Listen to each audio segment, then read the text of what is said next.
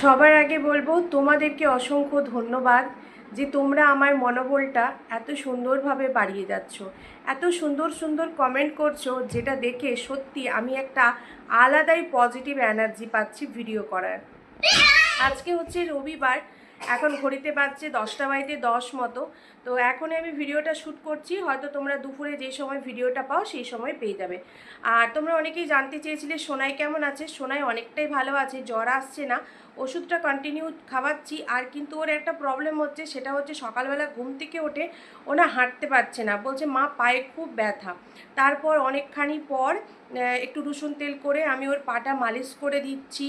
তারপরে ঘুম থেকে ওঠার প্রায় 1-1.5 ঘন্টা পর ও ঠিকঠাক করে হাঁটছে, আর এমনি নর্মাল ডেতে যেরকম থাকে ঠিক সেই রকমভাবেই থাকছে। তো এটা একটা চিন্তার বিষয়, কেন কি এতদিন শরীর খারাপ ছিল, ছুটিছাটা ছিল, এবার কাল থেকে ঘুম থেকে উঠলেই তো স্কুল যেতে হবে না, কালকে মনডে, কালকে তো স্কুল আছে। তো এই নিয়ে আমি খুব চাপে আছি যে কালকে ঘুম থেকে উঠে কি হবে বুঝতে পারছি না। তো এরকম যদি এরকম মানে ঘুম থেকে উঠলেই হচ্ছে, এই প্রবলেমটা শুরু হয়েছে কালকে। কালকে দুপুরবেলাও ঘুমিয়েছিল পিসির কাছে। তো ঘুম থেকে উঠেই বলছে দিদুন আমি আর চলতে পারছি না, তো পাটা আমার খুব ব্যথা করছে, আমি শুয়ে থাকবো। তারপরে আবার কিছুক্ষণ পরে মালিশ করতে ঠিক হয়ে গেছে। তো এটা কোথাও কিছু ধাক্কা লেগেছে, আঘাত লেগেছে, এমনি চোখ আমাদের দেখা তো কোথাও লাগেনি। আর ও কিন্তু আমার ছেলে এটা আছে যে ও কোথাও লাগলে কিছু হলেও বলে দেয় যে মা আমার এখানে লেগেছে। না, উকুন হয়নি। কিছুদিন আগে ওর মাথায় খুব উকুন হয়ে গেছিল, সেই জন্য বলছে মা তোমার মাথায় উকুন হয়েছে। স্কুল যাচ্ছে না, তো সেই কারণে ও চলে এসেছিল মাথাতে। একটু একটু শান্ত, একটু শান্ত হও, মিমিদের সাথে কথা বলছি, একটু শান্ত হও বাবা। তো যেটা বলছিলাম বন্ধুরা, একটু একটু প্লিজ প্লিজ একটু। তো তো যেটা বলার সেটা বলি, সেটা হচ্ছে যে তোমরা টাইটেল থাম্বনেল থেকে বুঝে গেছো ভিডিওটা হতে চলেছে ম্যান্ডিকে নিয়ে। আর বন্ধুরা আজকে তোমাদের সামনে একটা দারুণ জিনিস উদ্ঘাটন করব, মানে সেটা হয়তো অনেকের চোখে পড়েছে কমেন্টটা, আবার চোখে পড়েও নি হবে। তো সেই কমেন্টটা কিন্তু ডিলিট হয়ে গেছে, সেই কমেন্টটা ওর কমেন্ট বক্সে কিন্তু আমি পাইনি। তো আমি সেই সময় স্ক্রিনশটটা নিয়ে রেখেছিলাম, সেটাই আমি তোমাদেরকে সেটা নিয়ে ভিডিও করছি। তো সেটা হচ্ছে বন্ধুরা, এটা কিন্তু তোমরা ওই জয়শ্রীদের ভিডিওতেও পেয়ে যাবে, ওই সেম সেম ওই মেসেজটা আমার কাছেও আছে। তো সেটা হচ্ছে যে ও ও তো শাড়ির বিজনেস করে, তো সেটাতে একজন কমেন্ট করেছে যে কি হলো 15 দিন হয়ে গেল, টাকা পাঠিয়েছি, তুমি এখনো পর্যন্ত আমার জিনিসগুলো দিলে না। এইভাবে একটা কমেন্ট করেছে। আমাকে কি কল করছে, দাও কলটা অ্যাটেন্ড করবো, একটু পরে করছি। তো এই কমেন্টটা করেছে যে 15 দিন হয়ে গেল, তুমি আমার শাড়ি কেন ডেলিভারি দিচ্ছ না। তো সেই জায়গাটা ও কিন্তু কোনো রিয়েক্ট করেনি। তো একটা কথা আমি তোমাদেরকে বলি, যে মানুষ বলছিলাম বন্ধুরা, যে মানুষ ব্লগ করে, সংসার করে, তার একটা বাচ্চা আছে, তাকে সিদ্ধ বাতলেও তো করে দিতে হয়। তো তারপরে শাড়ির ব্যবসা, আর তারপরে সে 3-4টে করে সারাদিনে সিনেমা দেখে, তাহলে সময় পাবে কি করে তোমাদের মালগুলো ডেলিভারি করার, কি করে সময় পাবে? তো তোমাদেরকে একটা কথা বলি, এই যে ম্যান্ডির কাছ থেকে তোমরা শাড়ি নাও, এ তো বহুত চড়া দামে দেয়। সেটা আমি ওর নাম্বারে একটা অন্য নাম্বার থেকে মানে মেসেজ করে একটা শাড়ির স্ক্রিনশট নিয়ে আমি জেনেছি যে ও ডবল দাম নেয়, ও কিন্তু ডবল দাম নেয়। মানে তোমরা ওই যেই দামে ওর কাছ থেকে শাড়ি কিনো, ওই দামে যদি অন্য কোথাও থেকে শাড়ি কিনো, মানে আরও যে সমস্ত ফেসবুক পেজ আছে, যেমন আমি একটা বন্ধন কটনস থেকে একটা শাড়ি নিয়েছি, ওই ব্ল্যাক কালারের শাড়িটা, বালুচুরি শাড়িটা, তো ওটা আমার 700 টাকা পড়েছে, ঠিক আছে। তো তোমরা একটু জানিও তো বালুচুরি তোমাদেরকে কত টাকায় দেয়। কিন্তু আমার কোনো শিফটিং লাগেনি কিন্তু, ঠিক আছে, all over India shift free. এই যে বলে all over India shifting free আছে, এটা কোনো ফ্রি থাকে না। ও শাড়ির সাথে দামটা কিন্তু জুড়ে নেয়, প্রথম কথা।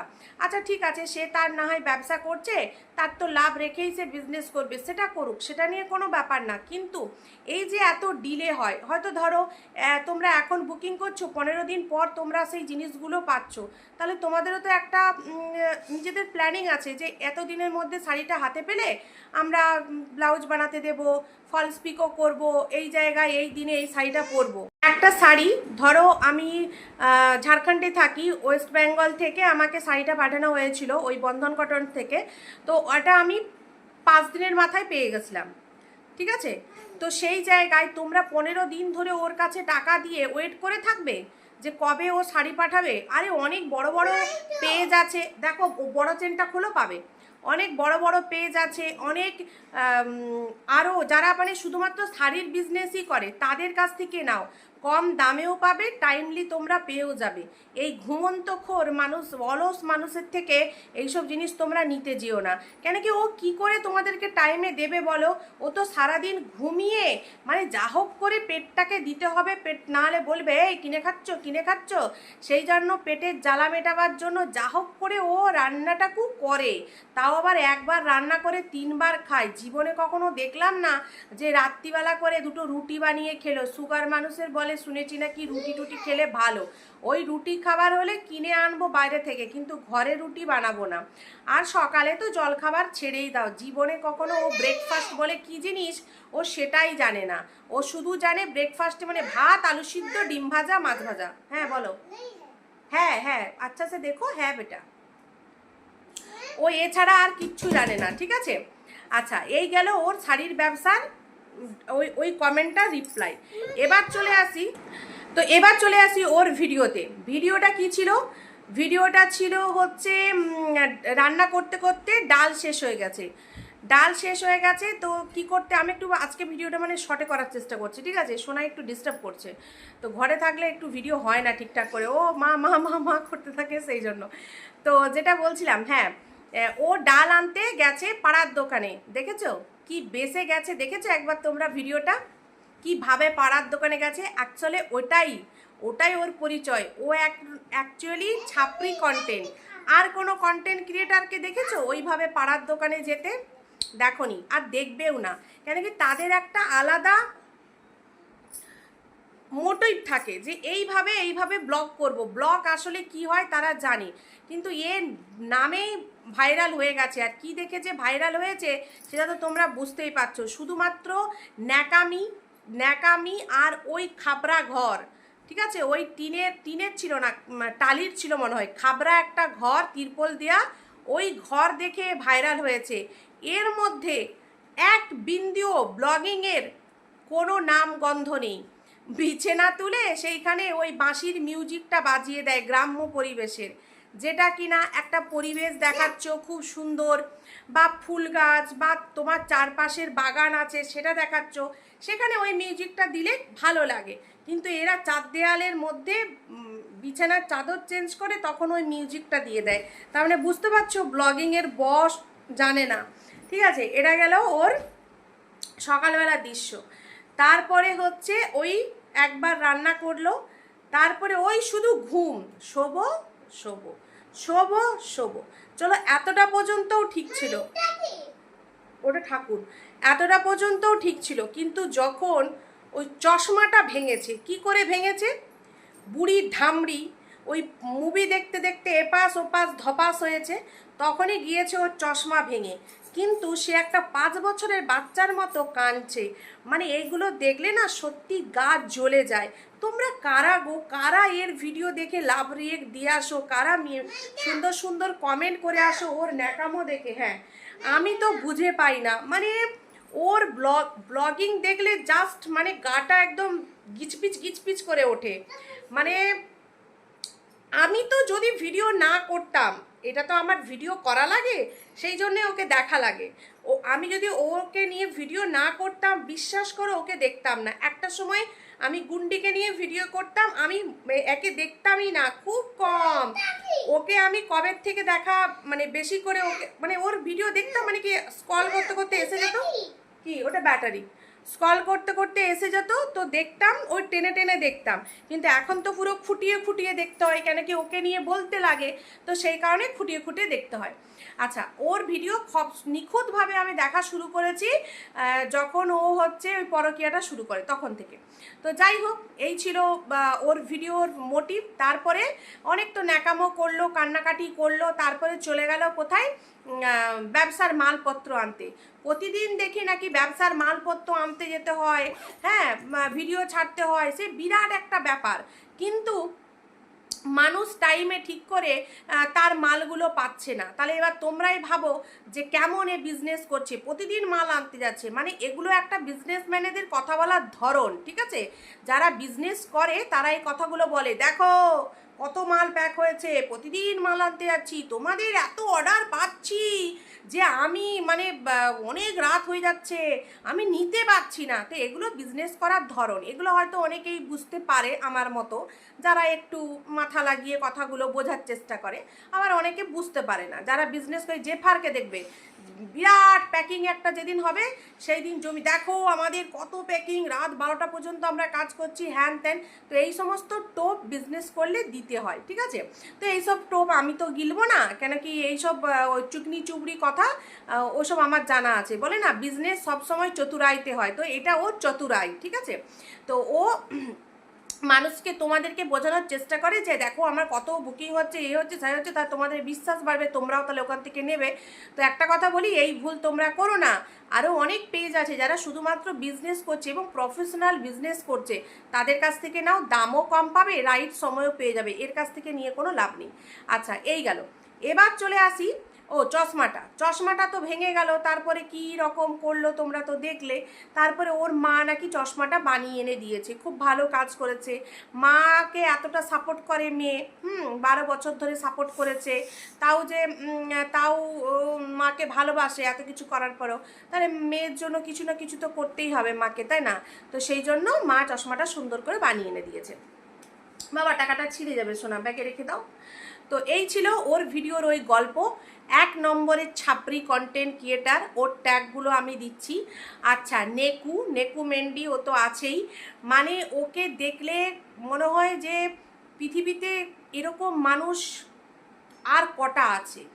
আমার মনে হয় খুব কমই আছে, বেশি নেই, খুব কমই আছে। আর ওকে সবাই সহ্য করে কি করে, মানে ওর বাড়ির লোক ওকে সহ্য করে কি করে?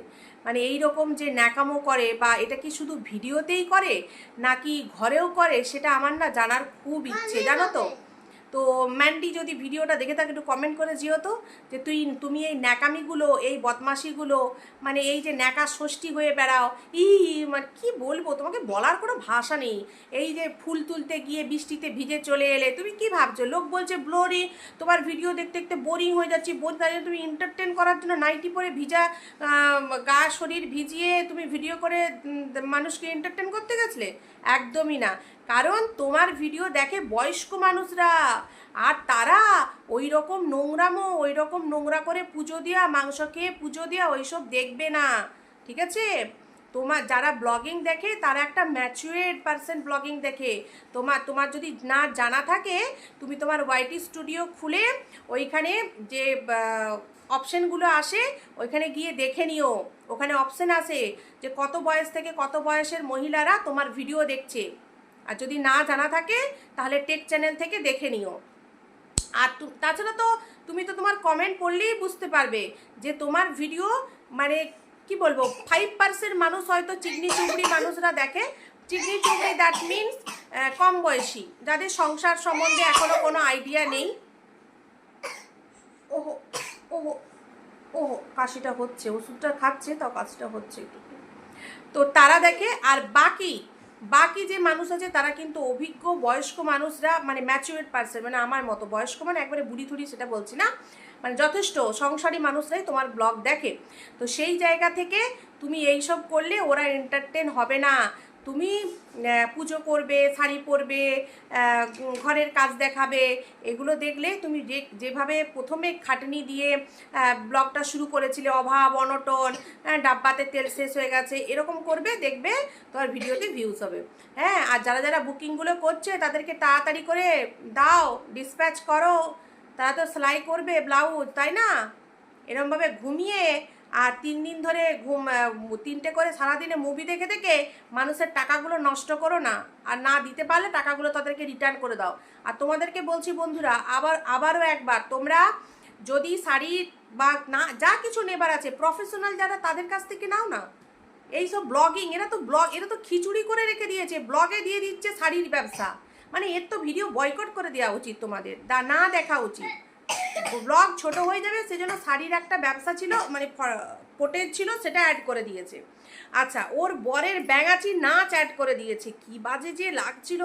এই নাচ দেখে একজন ভিউয়ার্স আমাকে কমেন্ট করেছে, আমার দিদিভাই, মধুমিতা দিদিভাই, অ্যাডভোকেট মধুমিতা চ্যাটার্জি মনে হয় নামটা, জানি না ভুল বললাম কিনা।